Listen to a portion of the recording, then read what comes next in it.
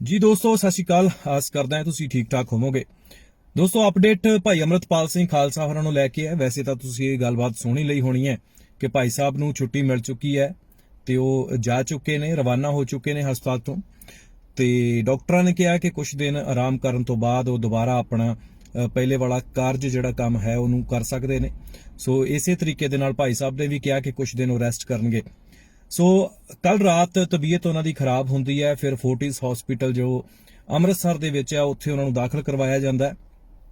सो नाल दे सिंघां ने बहुत ध्यान रखिया, बहुत सारा जो है चौकन्ने होके वो रहे ते सारी गलबात जिवें भी हुई है सारा कुछ ठीक ठाक होया। सो जिहड़े भाई साहब नूं प्यार करन वाले, दुनिया दे विच वसन वाले लोग, नौजवान बजुर्ग ने, सो उन्हां लई खुशी की खबर यह है कि भाई साहब बिल्कुल ठीक ने। सो किते ना किते वाधा घाटा हो जाता है क्योंकि जदों दे भाई साहब दुबई तो वापस आए ने उस वेले तो भज दौड़ी चल रही है। सो प्रचार, फिर वहीर, मिलना गिलना संगत नूं, फिर इंटरव्यूज़ का दौर, बहुत कुछ चलता है। सो ये सारा कई बार एक शरीर वास्ते बहुत ज्यादा हो जाता है, इस करके शायद तबीयत खराब हुई होवे। पर बाकी वाहिगुरू की कृपा दे नाल वो ठीक ठाक ने। पपलप्रीत सिंह होरां ने एक जो मीडिया ग्रुप बनाया होया उन्होंने सारी जानकारी उहदे विच दित्ती है। सो मैं सोचा कि तुहाडे नाल भी साझी कर दईए। बाकी जिहड़ी गल है मीडिया चैनलों के उत्ते खबर जिहड़ी है बहुत नशर की जा रही है कि तबीयत खराब हो गई, कोई कुछ लिख रहा, कोई कुछ लिख रहा। सो अफवाहां तो बचिओ क्योंकि ये लोग ये कुछ मीडिया चैनल जो कि सिख पंथ की चढ़ती कला नूं देख नहीं सिखाउंदे। सो ये झूठियां गल्लां, अफवाहां जिहड़ियां ने वो फैलाउंदे रहिंदे आ। सो इन्हां वल्लों कोई भी आई हुई खबर नूं सच ना मन्निया जावे ते सब कुछ ठीक ठाक है, चढ़ती कला दे विच है। बाकी असी जो जथे दे सिंह ने, जथेबंदी दे जो नाल रहिंदे ने भाई साहब दे, जिन्हां दी ड्यूटी लगी हुई है उन्हां दी सुरक्षा दी, उन्हां नूं भी जिहड़ा है मैसेज भेजिया ते भेजांगे भी जरूर, दोबारा भी भेजांगे कि सुरक्षा दे विच किसी तरह की कोताही जिहड़ी आ नहीं होनी चाहिए। निक्कियां निक्कियां गलतियां कई बार बहुत वड्डे जिहड़े दुखांत ने वो दिंदियां। सो इस करके ये चीज़ां भी तुसी सारियां ध्यान रखनियां। भाई साहब की सुरक्षा जिथे जरूरी है, जिथे तुसी बाहरी हमले, बाहरी डायरैक्टली जिहड़े हमले होने वाले है उन्हां दा मूंह तोड़ जवाब देना है, उन्हां दे अगे ढाल बन के खड़ना, उत्थे इनडायरैक्टली बहुत कुछ जिहड़ा हो सकता है। इनडायरैक्टली यानी कि जिहदा तुहानूं पता ना लगे, कुछ गुप्त तरीकिਆਂ दे नाल वो सारा कुछ भी हो सकता है, उहदा भी तुसी ध्यान रखना है। सो चौकन्ने रह के चलण दी लोड़ है, जोश दे नाल, होश दिमाग दे नाल भी काम लैण दी जिहड़ी है लोड़ है। सो ये सारा कुछ लैके चलना चाहिए।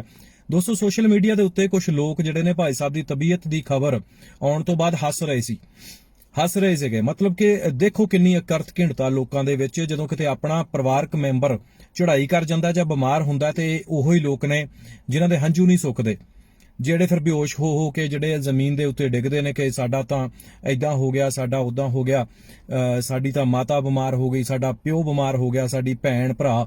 ਸੋ ਅੱਜ ਇਹ ਭਾਈ ਅਮਰਤਪਾਲ ਸਿੰਘ ਦੀ ਤਬੀਅਤ ਜਦੋਂ ਖਰਾਬ ਹੋਣ ਦੀ ਜਿਹੜੀ ਹੈ ਗੱਲ ਬਾਹਰ ਆਈ ਹੈ ਤਾਂ ਇਹ ਲੋਕ ਹੱਸ ਰਹੇ ਨੇ। ਇਹਦੇ ਵਿੱਚ ਹੀ ਉਹ ਮਸ਼ੀਨਰੀ ਪ੍ਰਚਾਰਕ ਵੀ ਨੇ। मतलब कि जिथे असी किते ना किते इन्हां लोकां नूं समझदे हुंदे सी भी थोड़ा बहुत चंगा काम करदे आ, पर अज भाई साहब की तबीयत की खबर तो बाद एक पेज है जी फैन सरबजीत सिंह धुंदे दे। सो ਉਹਦੇ ਉੱਤੇ भी इस तरह की एक ਜਿਹੜੀ पोस्ट पाई गई टिचर करके, मखौल करके।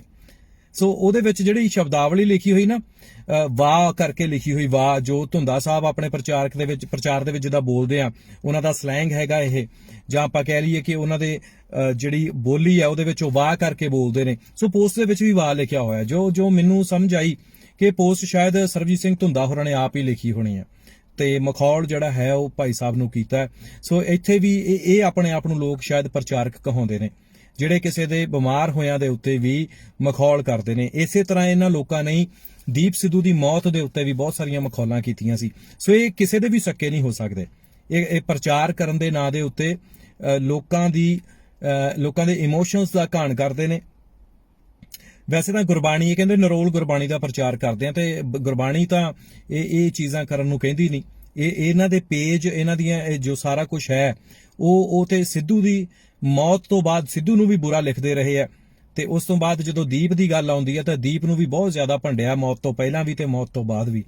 ਸੋ ਹੁਣ ਜਦੋਂ ਭਾਈ ਅਮਰਤਪਾਲ ਸਿੰਘ ਦੇ ਬਿਮਾਰ ਹੋਣ ਦੀ ਖਬਰ ਆਈ ਕਿ ਉਹ ਹਸਪਤਾਲ ਦੇ ਵਿੱਚ ਦਾਖਲ ਹੋ ਗਏ ਆ ਤੇ ਇਦਾਂ ਦੇ ਪੇਜ ਜਿਹੜੇ ਮਸ਼ੀਨਰੀ ਚਲਾਉਂਦੇ ਨੇ, ਸੋ ਅੱਜ ਤੋਂ ਇਹਨਾਂ ਦਾ ਡਟ ਕੇ ਵਿਰੋਧ ਕਰਾਂਗੇ ਆਪਾਂ। ਪਹਿਲਾਂ ਥੋੜਾ ਹਿਸਾਬ ਦਾ ਕਰੀਦਾ ਸੀ, ਸੋ ਹੁਣ ਡਟ ਕੇ ਵਿਰੋਧ ਕਰਿਆ ਕਰਾਂਗੇ ਤੇ ਇਹਨਾਂ ਦੇ ਜਿਹੜੇ ਪੇਜ ਆ ਉਹਦੇ ਉੱਤੇ ਭਾਈ ਸਾਹਿਬ ਦੇ ਖਿਲਾਫ ਪੋਸਟਾਂ, ਲਓ ਜੀ ਹੁਣ ਕਿਉਂ ਗਏ ਡਾਕਟਰਾਂ ਦੇ ਕੋਲ, ਲਓ ਜੀ ਹੁਣ ਕਿਉਂ ਡਾਕਟਰਾਂ ਦੇ ਕੋਲ ਗਏ, ਹੁਣ ਕਿਉਂ ਨਹੀਂ ਸਰੋਵਰਾਂ ਦਾ ਪਾਣੀ ਪੀ ਲਿਆ। ਇਹ ਜ਼ਹਿਰ ਹੈ ਇਹਨਾਂ ਦੇ ਮਨਾਂ ਦੇ ਵਿੱਚ ਭਰਿਆ ਹੋਇਆ, ਮਤਲਬ ਕਿ ਇੰਨਾ ਜ਼ਹਿਰ ਜ਼ਿਆਦਾ ਇਹ ਚੁੱਕੀ ਫਿਰਦੇ ਨੇ, ਇਹਨਾਂ ਨੂੰ ਸਰੋਵਰ ਚੁੱਭਦੇ ਆ ਹਨਾ, ਕਿ ਸਰੋਵਰਾਂ ਦੇ ਪਾਣੀ ਪੀ ਕੇ ਕਿਉਂ ਨਹੀਂ ਤੁਸੀਂ ਠੀਕ ਹੋਏ। ਇਹ ਲੋਕ ਸ਼ਾਇਦ ਭੁੱਲ ਜਾਂਦੇ ਆ, ਵੈਸੇ ਕਹਿੰਦੇ ਅਸੀਂ ਪ੍ਰੈਕਟੀਕਲ ਲੋਕ ਆ, ਇਹ ਗੱਲਾਂ ਭੁੱਲ ਜਾਂਦੇ ਆ ਕਿ ਮਲਮ ਪੱਟੀ ਦਵਾਖਾਨੇ ਉਹ ਗੁਰੂ ਸਾਹਿਬ ਆਪ ਵੀ ਚਲਾਉਂਦੇ ਰਹੇ ਨੇ ਜਦੋਂ ਮਲਮ ਪੱਟੀ ਕਰਦੇ ਹੁੰਦੇ ਸੀ। ਉਸ ਤੋਂ ਬਾਅਦ ਭਾਈ ਕਨਈਆ ਜੀ ਦੀ ਉਦਾਹਰਨਾਂ ਆਪਾਂ ਬਹੁਤ ਵਾਰੀ ਦਿੰਨੇ ਹੁੰਨੇ ਆ, ਉਹਨਾਂ ਨੇ ਵੀ ਦੁਸ਼ਮਣ ਦੇ ਵੀ ਜਿਹੜੀ ਮਲਮ ਪੱਟੀ ਕੀਤੀ ਹੈ ਹਨਾ। ਇਸੇ ਤਰ੍ਹਾਂ ਗੁਰੂ ਰਾਮਦਾਸ, ਗੁਰੂ ਅਮਰਦਾਸ ਸਾਹਿਬ ਉਹ ਵੀ ਕਰਦੇ ਰਹੇ ਮਲਮ ਪੱਟੀ। ਤੇ ਦਵਾਖਾਨਿਆਂ ਦਾ ਜਿਹੜਾ ਕਹਿ ਲਈਏ ਕਨਸੈਪਟ ਹੈ ਇਹ ਉੱਥੋਂ ਚੱਲਿਆ ਹੋਇਆ। ਤੇ ਜੇ ਭਾਈ ਭਾਈ ਅਮਰਤਪਾਲ ਸਿੰਘ ਹਸਪਤਾਲ ਜਾਂਦੇ ਨੇ ਤਾਂ ਇਹਦੇ ਵਿੱਚ ਕਿਹੜੀ ਨੇਰੀ ਆ ਗਈ ਹੈ। ਸੋ ਦੁਨਿਆਵੀ ਜੀਵ ਆ, ਅਸੀਂ ਇਸ ਦੁਨੀਆ ਦੇ ਵਿੱਚ ਰਹਿੰਦੇ ਆ, ਹਰ ਚੀਜ਼ ਇਸ ਦੁਨੀਆ ਦੀ ਜਿਹੜੀ ਹੈ ਉਹਨੂੰ ਯੂਜ਼ ਕਰਦੇ ਆ, ਵਰਤਦੇ ਆ, ਨਵੀਆਂ ਕਾਢਾਂ ਨਿਕਲਦੀਆਂ ਉਹਨੂੰ ਵੀ ਵਰਤਦੇ ਆ। ਤੇ ਹਸਪਤਾਲ ਵੀ ਅੱਜ ਦਵਾਖਾਨਿਆਂ ਦਾ ਅਗਲਾ ਰੂਪ, ਮਾਡਰਨ ਰੂਪ ਜਿਹੜਾ ਉਹ ਹਸਪੀਟਲ ਨੇ, ਜੇ ਉਹਨੂੰ ਵਰਤਿਆ ਜਾਂਦਾ ਤੇ ਇਹਦੇ ਵਿੱਚ ਕੀ ਆ। ਸੋ ਭਾਈ ਅਮਰਤਪਾਲ ਸਿੰਘ ਨੇ ਕਦੀ ਇਹ ਦਾਅਵਾ ਤਾਂ ਨਹੀਂ ਕੀਤਾ ਕਿ ਉਹ ਰੱਬ ਨੇ ਤੇ ਉਹ ਬਿਮਾਰ ਨਹੀਂ ਹੋ ਸਕਦੇ ਹੈਨਾ। ਕੋਈ ਇਸ ਤਰ੍ਹਾਂ ਦੀ ਕੋਈ ਗੱਲ ਤਾਂ ਉਹਨਾਂ ਨੇ ਕਹੀ ਨਹੀਂ ਕਿ ਮੇਰੇ ਵਿੱਚ ਦੈਵੀ ਸ਼ਕਤੀਆਂ, ਜਿਹੜੇ ਕਹਿੰਦੇ ਸੀਗੇ ਸਾਡੇ 'ਚ ਦੈਵੀ ਸ਼ਕਤੀਆਂ, ਉਹਨਾਂ ਦੇ ਉੱਤੇ ਫਿਰ ਫੌਜਾਂ ਚੜ੍ਹ ਕੇ ਆਈਆਂ ਸੀ। ਸੋ ਇਹ ਸਾਰਾ ਕੁਝ ਸਿਰਫ ਤੇ ਸਿਰਫ ਕਹਿ ਲਈਏ ਕਿ ਇਹੀ ਸੋਚਦੇ ਨੇ, ਕਿਉਂਕਿ ਇਹ ਪ੍ਰਚਾਰਕ ਕਹਿੰਦੇ ਕਿ ਅਸੀਂ 20 ਸਾਲ ਤੋਂ ਪ੍ਰਚਾਰ ਕਰ ਰਹੇ ਹਾਂ। ਸੋ ਅੱਜ ਇਹਨਾਂ ਦੀ 2-3 ਮਹੀਨਿਆਂ ਦੇ ਵਿੱਚ ਮੈਂ ਇਹ ਵੀ ਕਹਾਂਗਾ ਕਿ 60 ਦਿਨ ਹੋਏ ਸ਼ਾਇਦ, ਜਾਂ ਫਿਰ ਆਪਾਂ ਇਦਾਂ ਕਹਿ ਲਈਏ ਕਿ 90 ਦਿਨ ਹੋਏ ਹੋਣਗੇ ਭਾਈ ਸਾਹਿਬ ਨੂੰ, 3-4 ਮਹੀਨੇ ਹੋਏ ਆ ਦੁਬਈ ਤੋਂ ਆਇਆਂ ਨੂੰ। ਸੋ ਉਹਦੇ ਵਿੱਚ ਹੀ ਇਹਨਾਂ ਦੀ ਹਵਾ ਜਿਹੜੀ ਆ ਉਹ ਨਿਕਲ ਚੁੱਕੀ ਹੈ। ਮਾਲੀ ਗੰਦ ਵਰਗੇ ਹੋ ਗਏ ਜਾਂ ਪ੍ਰਚਾਰਕ ਹੋ ਗਏ ਜਾਂ ਹੋਰ ਜਿਹੜੇ ਹੈਗੇ ਉਹ ਸਾਰਿਆਂ ਨੂੰ ਹੱਥਾਂ ਪੈਰਾਂ ਦੀ ਪਈ ਹੋਈ ਹੈ। ਲੈ ਵੀ ਸਾਡੇ ਕੋਲੋਂ ਤਾਂ ਸਾਰਾ ਕੁਝ ਟੇਕ ਓਵਰ ਕਰ ਲੱਗਿਆ ਭਾਈ ਅਮਰਤਪਾਲ ਸਿੰਘ। ਸੋ ਇਹਨਾਂ ਦੇ ਉੱਤੇ ਨਹੀਂ ਜਾਣਾ, ਇਹਨਾਂ ਦੀ ਕਲਾਸ ਚੰਗੀ ਲਾਇਆ ਕਰੋ, ਇਹਨਾਂ ਦੀ ਔਕਾਤ ਦਿਖਾਇਆ ਕਰੋ ਵੀ ਤੁਸੀਂ ਕਿੰਨੇ ਕੁ ਜੋਗੇ ਹੋ। ਸੋ ਚੜ੍ਹਦੀ ਕਲਾ ਦੇ ਵਿੱਚ ਭਾਈ ਸਾਹਿਬ ਨੇ, ਤੇ ਇਸੇ ਤਰ੍ਹਾਂ ਉਹ ਆਪਣਾ ਜਿਹੜਾ ਹੈ ਕੌਮੀ ਫਰਜ਼ ਨਿਭਾਉਂਦੇ ਰਹਿਣਗੇ। ਸੋ ਸਾਰਿਆਂ ਨੇ ਡਟ ਕੇ ਰਹਿਣਾ। ਇਹ ਹੱਸਣ ਵਾਲਿਆਂ ਦੇ ਦੰਦ ਜਿਹੜੇ ਹੱਸਦੇ ਨੇ, ਵੈਸੇ ਨਹੀਂ ਹੱਸਦੇ, ਵੈਸੇ ਹੱਸਣਾ ਚੰਗਾ ਹੁੰਦਾ, ਪਰ ਜਦੋਂ ਭਾਈ ਸਾਹਿਬ ਦੇ ਬਿਮਾਰ ਹੋਣ ਦੀ ਖਬਰ ਆਈ ਹੈ ਕਿ ਉਹਨਾਂ ਦੀ ਸਿਹਤ ਢਿੱਲੀ ਹੋ ਗਈ ਹੈ, ਉਦੋਂ ਜਿਹੜੇ ਹੱਸਦੇ ਨੇ, ਸੋ ਉਹ ਪ੍ਰਮਾਤਮਾ, ਉਹ ਵਾਹਿਗੁਰੂ ਦੇਖਦਾ। ਜਦੋਂ ਕਿਤੇ ਪਰਿਵਾਰ ਦੇ ਵਿੱਚ ਪਏਗੀ ਤੇ ਫਿਰ ਦੇਖਾਂਗੇ ਕਿਵੇਂ ਹੱਸਦੇ ਨੇ ਇਹ। ਬਹੁਤ ਧੰਨਵਾਦ, ਮਿਲਦੇ ਹਾਂ ਜੀ ਫਿਰ। ਜੀ ਦੋਸਤੋ, ਸਤਿ ਸ਼੍ਰੀ ਅਕਾਲ, ਆਸ ਕਰਦਾ ਹਾਂ ਤੁਸੀਂ ਠੀਕ ਠਾਕ ਹੋਵੋਗੇ। ਦੋਸਤੋ, ਅਪਡੇਟ ਭਾਈ ਅਮਰਤਪਾਲ ਸਿੰਘ ਖਾਲਸਾ ਹੋਰਾਂ ਨੂੰ ਲੈ ਕੇ ਹੈ। ਵੈਸੇ ਤਾਂ ਤੁਸੀਂ ਇਹ ਗੱਲਬਾਤ ਸੁਣ ਹੀ ਲਈ ਹੋਣੀ ਹੈ ਕਿ ਭਾਈ ਸਾਹਿਬ ਨੂੰ ਛੁੱਟੀ ਮਿਲ ਚੁੱਕੀ ਹੈ ਤੇ ਉਹ ਜਾ ਚੁੱਕੇ ਨੇ, ਰਵਾਨਾ ਹੋ ਚੁੱਕੇ ਨੇ ਹਸਪਤਾਲ ਤੋਂ। ਤੇ ਡਾਕਟਰਾਂ ਨੇ ਕਿਹਾ ਕਿ ਕੁਝ ਦਿਨ ਆਰਾਮ ਕਰਨ ਤੋਂ ਬਾਅਦ ਉਹ ਦੁਬਾਰਾ ਆਪਣਾ ਪਹਿਲੇ ਵਾਲਾ ਕਾਰਜ ਜਿਹੜਾ ਕੰਮ ਹੈ ਉਹਨੂੰ ਕਰ ਸਕਦੇ ਨੇ। ਸੋ ਇਸੇ ਤਰੀਕੇ ਦੇ ਨਾਲ ਭਾਈ ਸਾਹਿਬ ਨੇ ਵੀ ਕਿਹਾ ਕਿ ਕੁਝ ਦਿਨ ਉਹ ਰੈਸਟ ਕਰਨਗੇ। ਸੋ ਕੱਲ ਰਾਤ ਤਬੀਅਤ ਉਹਨਾਂ ਦੀ ਖਰਾਬ ਹੁੰਦੀ ਹੈ, ਫਿਰ ਫੋਰਟਿਸ ਹਸਪੀਟਲ ਜੋ ਅੰਮ੍ਰਿਤਸਰ ਦੇ ਵਿੱਚ ਹੈ ਉੱਥੇ ਉਹਨਾਂ ਨੂੰ ਦਾਖਲ ਕਰਵਾਇਆ ਜਾਂਦਾ ਹੈ। ਸੋ ਨਾਲ ਦੇ ਸਿੰਘਾਂ ਨੇ ਬਹੁਤ ਧਿਆਨ ਰੱਖਿਆ, ਬਹੁਤ ਸਾਰਾ ਜੋ ਹੈ ਚੁਕੰਨੇ ਹੋ ਕੇ ਉਹ ਰਹੇ ਤੇ ਸਾਰੀ ਗੱਲਬਾਤ ਜਿਵੇਂ ਵੀ ਹੋਈ ਹੈ ਸਾਰਾ ਕੁਝ ਠੀਕ ਠਾਕ ਹੋਇਆ। ਸੋ ਜਿਹੜੇ ਭਾਈ ਸਾਹਿਬ ਨੂੰ ਪਿਆਰ ਕਰਨ ਵਾਲੇ, ਦੁਨੀਆ ਦੇ ਵਿੱਚ ਵਸਣ ਵਾਲੇ ਲੋਕ, ਨੌਜਵਾਨ, ਬਜ਼ੁਰਗ ਨੇ, ਸੋ ਉਹਨਾਂ ਲਈ ਖੁਸ਼ੀ ਦੀ ਖਬਰ ਇਹ ਹੈ ਕਿ ਭਾਈ ਸਾਹਿਬ ਬਿਲਕੁਲ ਠੀਕ ਨੇ। ਸੋ ਕਿਤੇ ਨਾ ਕਿਤੇ ਵਾਧਾ ਘਾਟਾ ਹੋ ਜਾਂਦਾ ਹੈ, ਕਿਉਂਕਿ ਜਦੋਂ ਦੇ ਭਾਈ ਸਾਹਿਬ ਦੁਬਈ ਤੋਂ ਵਾਪਸ ਆਏ ਨੇ ਉਸ ਵੇਲੇ ਤੋਂ ਭੱਜ ਦੌੜੀ ਚੱਲ ਰਹੀ ਹੈ।